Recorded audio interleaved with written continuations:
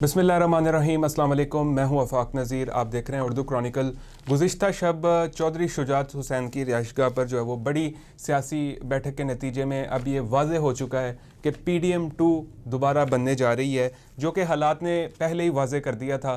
पाकिस्तान मुस्लिम league नून, peoples party, बाप party, इस्तेकाम Pakistan party, MQM और जो है वो इन्होंने इस बात का ऐलान किया है कि ये वफाक में मरकज़ में जो है वो इत्तेहादी हुकूमत बनाने जा रहे हैं। पीपल्स पार्टी ने जो है वो पहले मरहले में वजारतें ना लेने का फ़ैसला किया है, जबकि वो दूसरे मरहले में जो है वो वजारतें ले सकते हैं। अगर पीपल्स पार्टी ये सोच रही है कि वजारतें ना लेकर वो PDM-2 के नतीजे में होने वाली तबाही का जो मलबा है उनके सर नहीं आएगा, तो ये गलत सोच रही हैं। आप आगे चल के ये देखेंगे कि पाकिस्तान पीपल्स पार्टी जो आइनी ओहदे है वो अपने पास रखेगी।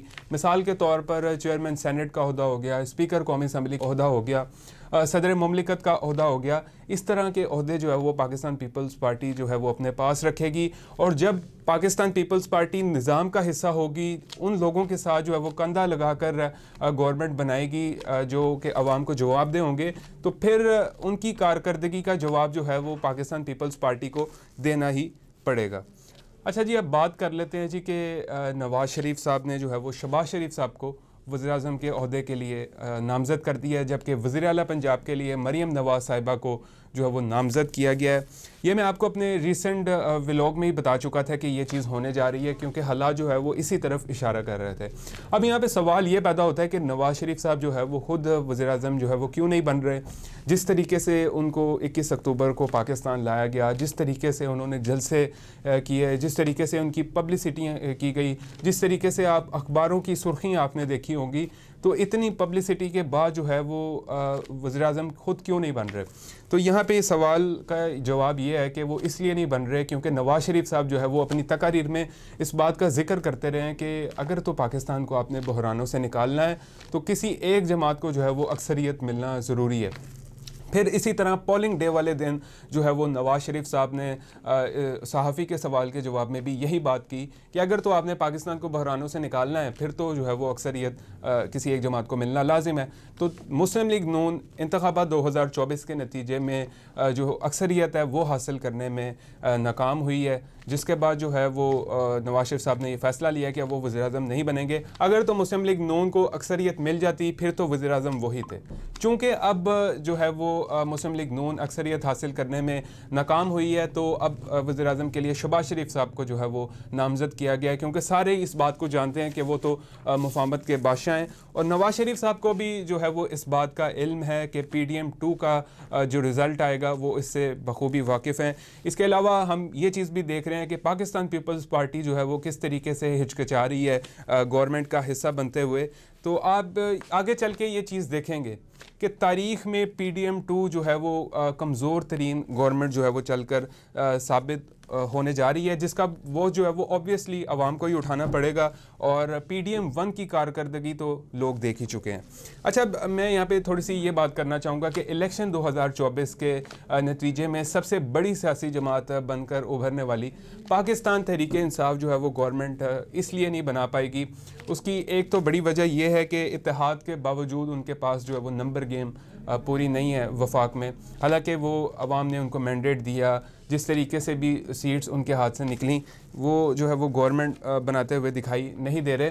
और दूसरी बड़ी वजह यह है कि उन्होंने ये चीज़ पहले ही वाज़ेह कर दी थी कि वो मुस्लिम लीग नून, पीपल्स पार्टी और MQM, बाप पार्टी, इवन जितनी भी पार्टीज़ जो पाकिस्तान तहरीक इंसाफ की हुकूमत गिराने में जो है वो शामिल थी, उनके साथ तो वो बिल्कुल ही जो है वो हाथ नहीं मिलाएंगे। तो ऑब्वियसली ये चीज़ तो पहले ही क्लियर हो चुकी थी कि ये चीज़ जो है वो जब तक इनसे हाथ नहीं मिलाएंगे तो PTI गवर्नमेंट नहीं बना सकती। और दूसरा, अगर पाकिस्तान तहरीक इंसाफ गवर्नमेंट बनाने के लिए अगर इनसे हाथ मिला भी लेती तो ऑब्वियसली इन्हें वोट बैंक का जो है वो पाकिस्तान तहरीक इंसाफ के नुकसान पहुंच सकता था। इमरान खान साहब का जो बयानिया था उसको नुकसान पहुंच सकता था। तो ये चीज़ें जो है वो इसके नतीजे में हो सकती थी। अलबत्ता ये जो हमने जिस तरीके से देखा कि कॉम्प्लिकेशन सामने आई मुस्लिम लीग नून और पीपल्स पार्टी के दरमियान, बिलावल भुट्टो ज़रदारी भी ये कहते रहे कि मुस्लिम लीग नून के साथ जो है वो अब हुकूमत नहीं बनाएंगे। हुकूमत बनाना इनकी मजबूरी बन चुका था। अगर ये ना भी चाहते तो इन्हें हुकूमत बनानी पड़नी थी। अगर ये हुकूमत ना बनाते तो फिर किसने हुकूमत बनानी थी? तहरीक इंसाफ तो पहले ही ये वाजे कर चुकी थी वो इनसे इत्तेहाद नहीं करेगी, और गवर्नमेंट जो है वो अगर इनके साथ मिलकर बनानी पड़ेगी तो वो नहीं बनाएगी। तो फिर इनके पास जो है वो ऑप्शन ही नहीं बचता था।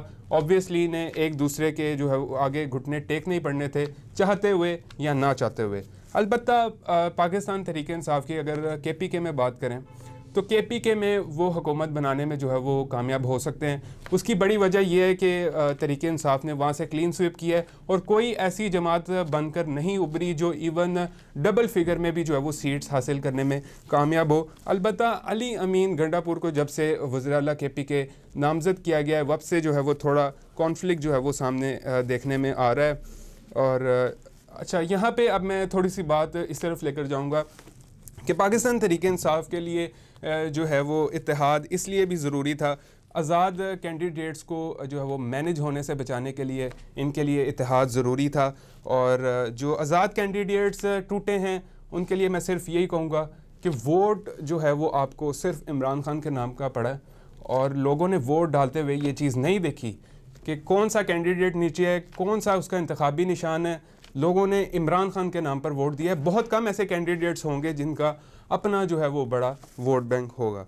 आखिर में जो मैं इस चीज़ को हाईलाइट करूँगा कि PDM2 के नतीजे में नाम पर जो हुकूमत बनने जा रही है ये अपने आप को मज़ीद गड़े में धकेल रहे हैं, और इसका बोझ ऑब्वियसली अवाम के कंधों पर आएगा। नुकसान अवाम को उठाना पड़ेगा। इनको तो नुकसान होगा ही होगा, ये मज़ीद अपनी सियासी साख को जो है वो कमज़ोर करेंगे। इससे अवाम के दिलों में मज़ीद नफ़रतें पैदा होंगी, और आ जाके इसका रिज़ल्ट यही निकलेगा कि पाकिस्तान को इसका नुकसान उठाना पड़ेगा, पाकिस्तानी अवाम को इसका नुकसान उठाना पड़ेगा।